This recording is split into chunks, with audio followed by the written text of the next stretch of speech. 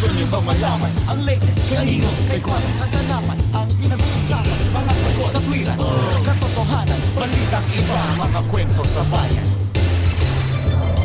Sa bulso! Sa bulso!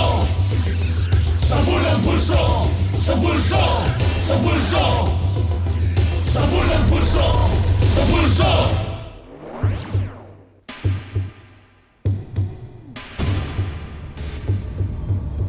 Kapulso, kumapit na kayo at tiyak na tatangayin kayo ng rumaragasang baha ng impormasyon dito sa Pulso. Sa loob ng isang oras, pupulsohan natin ang samot-saring mga kwentong hitik sa mga detalyeng kaabang-abang, katakam-takam at kagilagilalas. Pupulsohan, bibisitahin ni May at Beto ang Animal Farm sa Tagaytay na kilala sa miniature animals. Yay! And this is the start of May and Betong adventure. Alam mo kung saan? In the miniature farm!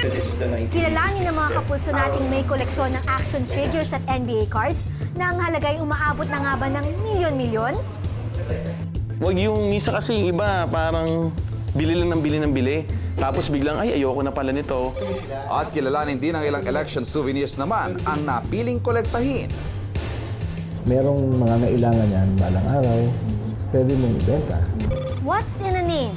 Alamin kung gaano ka-unique magpangalan ng kanilang anak ang ilan nating kapulso. Nung una, day Monday, tapos sumunod nga ako Sunday. Naku, paano yan? Samahan si Tony Pet sa pagpo-food trip sa tinaguri ang Coconut Capital of the Philippines, ang Quezon Province. At eto na po ang ating masarap na chami. Kain na tayo! At samahan si Valerie sa pagsilip behind the scenes ng pinakabagong programa ng GMA, ang Lupin. And we also had them train in sleight of hand magic, yung mga street magic. Ako po si Ivan Mayrina. Ako naman po si Valerie Tan. At kasama ang buong tropa, kami ang tagapaghatid ninyo ng mga kwentong asintado sa Pool ang Pulso.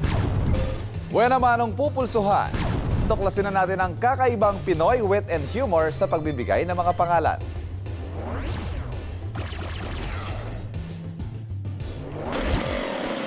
Ipinagbubuntis pa lang ng isang ina ang kanyang sanggol. Pinag-iisipan na kaagad nito kung ano ang magandang ipangalan sa kanyang anak. Kapulso, alam niyo ba kung anong pinagmulan ng inyong pangalan?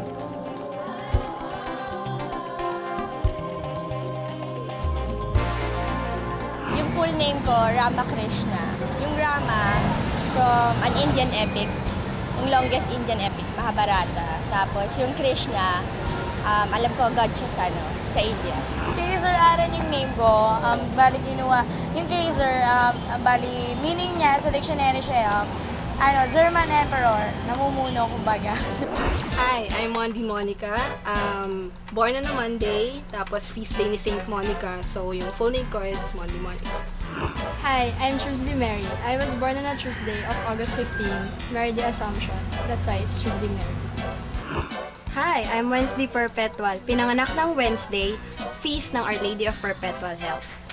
Hi, ako si Julia Friday. Friday ako ng July pinanganak, kaya Julia Friday. Hi, I'm Friday May. I was born on a Friday, month of May. Hi, I'm Sandy Pearl. I was born on a Sunday and yung Pearl, yun yung birthstone ko. Sila ang magkakapatid na Arroco, mas kilala bilang Days of the Week Sisters. Dahil ang pangalan nila, hango sa pangalan ng mga araw sa buong linggo. Sa sobrang tarantara ko sina mag-asawang Estrella at Valentin kung anong magiging pangalan ng kanilang panganay. Naisip na lang daw nilang ipangalan ito sa araw ng kanyang kapanganakan. Nung una, day Monday, tapos sumunod nga ako Sunday. Naku, paano yan? Pag nagkaanak ulit tayo, siyempre sunod-sunod na yan kung anong araw pinanganak. At sa halip na sa DAY nagtatapos ang kanilang mga pangalan, ginawa nila itong DEE para raw unique. Pagkatapos ni Mondi, sunod-sunod na ang Days of the Week babies. Sina Tuesday, Wednesday, Sunday, at ang dalawang Fridays na sina Julie Friday at Friday May.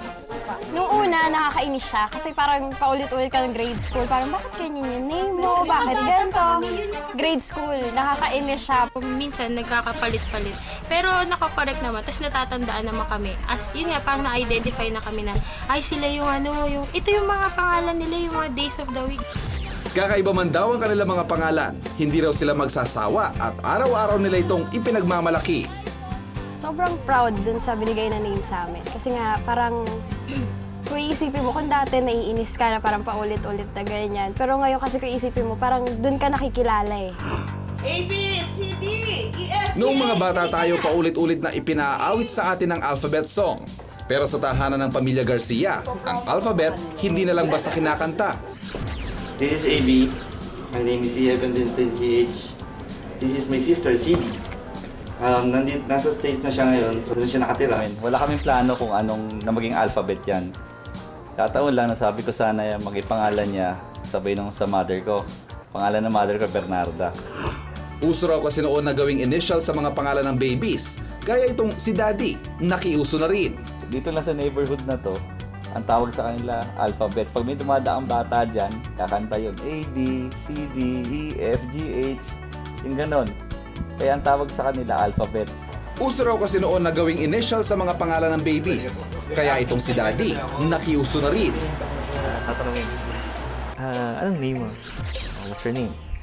AB. Nasasagot yung kausap ko na, ako si CD. Hindi nun, sasabihin ko na, hindi, yung si CD nasa bahay, kapatid ko yun eh. Tapos yung mukha niya, talaga?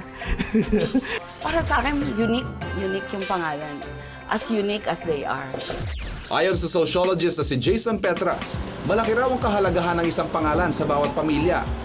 Pagkakabuklod ng pamilya, yung isa sa mga maituturo nating dahilan, kakaroon ng sense of identity sa mismong pangalan pa lang. At ito ay, yun nga, ay may kinalaman doon sa yung ugnayan ng pamilya. Kaya mga kapulso, kahit ano pa man ang inyong pangalan, be proud at alagaan ito dahil panghabang buhay na itong kakabit ng inyong pagkatao. Huwag bibitaw, pupulsohan natin sa aming pagbabalik. Toys for boys lang sa unang tingin, pero totoo kayang milyon-milyon na raw ang ginastos sila sa kanilang prized collection. Got to enjoy this hobby because of the fun of collecting. Bibisitahin ni May at Beto ang Animal Farm sa Tagaytay na kilala sa miniature animals. Yay! And this is the start of May and Betong adventure. Alam mo kung saan? In the miniature farm! From a classic French novel, to a hit Japanese anime, to a live-action series ng GMA. Silipin natin ang bagong buhay ni Lupin sa telebisyon. Ako yung pinakamagaling na bandido sa buong mundo. Sabol ang pulso! Sa pulso!